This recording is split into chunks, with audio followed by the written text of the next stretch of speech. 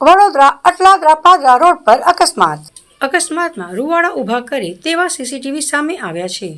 2 two wheeler વચ્ચે ગમખ્વાર અકસ્માત સર્જાયો। અકસ્માતમાં 3 મહિનાના બીમાર બાળકનું મોત નીપજ્યું છે। મોપેડ ચાલક પિતાને માથામાં ગંભીર ઈજા પહોંચી છે। મોપેડના સ્થળ પર જ 2 ટુકડા થઈ ગયા હતા। અચાનક વળાંક લેવા જતા અન્ય વાહન સાથે ધડાકાભેર અકસ્માત સર્જાયો। હાલ ઈજાગ્રસ્ત બાબુભાઈ ચૌહાણ સારવાર હેઠળ છે।